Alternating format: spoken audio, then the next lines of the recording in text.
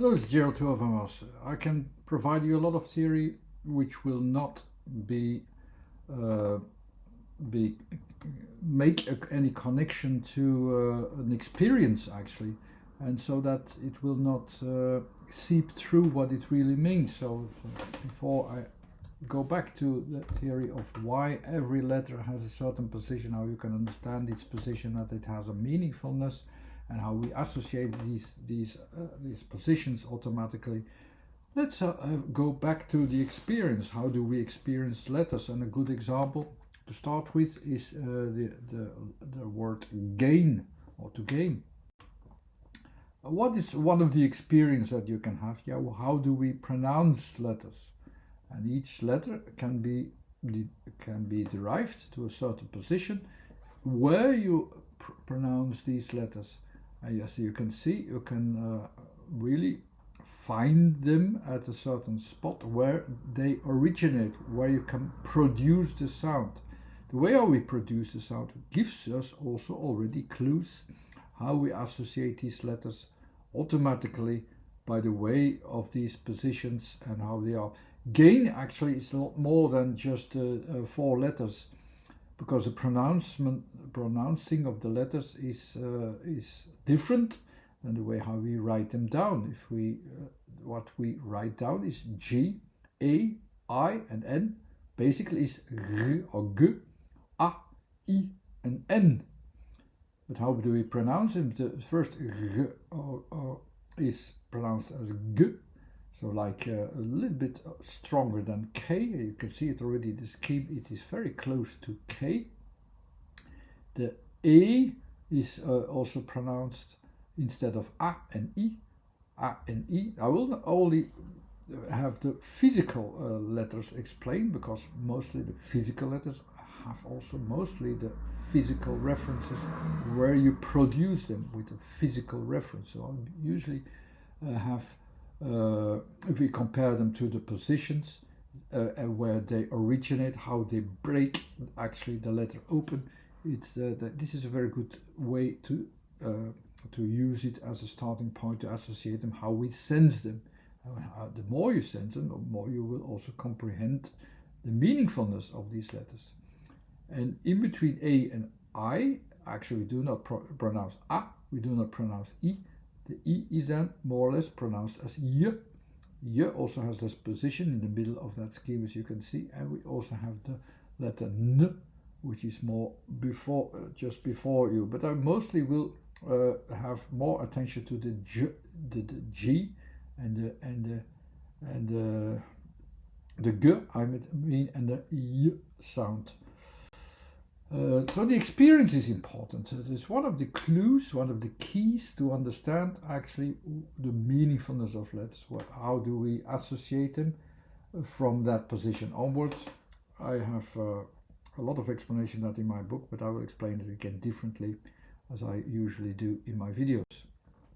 So the difference between K and G, they are quite close to each other, but you have already the impression something presses up.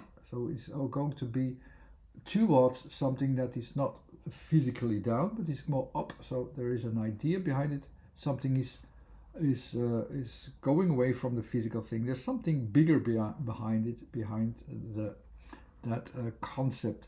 The K has that breaking point there. So you have that sense of a breaking point. The G is even more than breaking point. It gets also something physical actually, that will break to somewhere else. So it has already a different sense. I'll just have an example there how I can translate them into a symbol, where you can have already an experience of them, of having a distinction between the letters also, not just in sound but also as a form. It helps you to make some distinction. What do you distinct? What do you already distinct? Design that and write that down. And put that on paper. I mean, the G in general also, when I start to compare it with the balance between these letters, is much more produced in a way that you have a sense like, okay, we expand actually the physical realm already, and we have G, something behind the the things that we do not understand immediately. There's something bigger behind that. That's the quiet idea. You easily get from there. So not just the realm of what we control, but beyond that control is also a breaking point of till where we can control the sound as well. It's a breaking point that some other things will also start to matter there, and G will be especially where the things that we no longer control matters. There's something behind that idea, a bigger concept. It's one of the associations that you can pinpoint actually from that position onwards and understand it also when you visualize that concept. So here's the G, the G. The other letter, the Y sound, is there in the. You can find it in the middle where it sounds. I can design it as this slightly snake-like form. As if, what do we do with this? We loosely connect actually also the different realms of what we try to connect, and we connect it very loosely. It's almost like it's loosely between all the different ways to associate to the different concepts. You adapt to it in all directions. You have this you're adaptive to these directions, and that's an association that you can understand then also from the position onwards. And if you remember that, and you remember the position, you feel what you do with that letter, it brings you closer to that position. The G and the Y combined, that you have first the G and then a bit further the Y. So I'll leave out the associations of the vocals, which are mostly about which kind of general space am I looking at here? Are the physical changes. The G, the Y, and the G are about these. So first have that position of Y, which is lifted after G. So I will go towards the new position. So I have something behind me, and I loosely connect to it. I loosely connect it in a way that it will not bother me. So that's what the Y association mostly has. I connect to it so that it will not bother me, that I will make extra connections. It will not change me in a way that I have to adapt so much that I need to have much more adaptation than I'm gaining something. No, I'm gaining something loosely without much effort actually. And I'm already at the essence of the word gain, except for already the A and the E. The A usually is in that physical realm, so where I start from.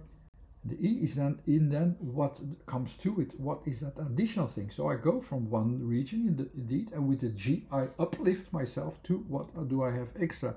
But of course I come towards that second region, so I can also repeat that one, because I first start from the G position, then the A position and the E position. So I go towards one point where I have them all together, and then at the end to it. N, I'll not explain that into full. At this point, the N is about let's move our focus from the physical realm towards somewhere where I have an activity, an action, where something is changing. Basically, it is a very good conclusion what I'm doing. I'm gaining something after a certain while, thanks to this push-up from the G. So here I have the gain, where I'm gaining something into a process, thanks to the push towards that bigger concept, towards what is coming new at that point, via the E, into a realm of yes, I'm doing that. This is the activity which lifts me up towards something that is for me, something that is a win-win situation, of course, that will gain anything, a position, a bigger idea, bigger concept, whatever that can mean. This is how you can understand it from the associations, from the letter positions, and how you make that puzzle possible in the right order of letters. I hope this was clear enough. There was another video for the sound in form associations that are built up as not as a foundation, but as a way of thinking that is explained in the sound in form, so that you get used to it. The practical form will be, hopefully we'll get another book soon, so that you can see the experiences that I'm gathering here in the practical sense in these videos. I hope you enjoyed. Facebook page, web page, and YouTube channel, of course. Thanks again for watching. Bye.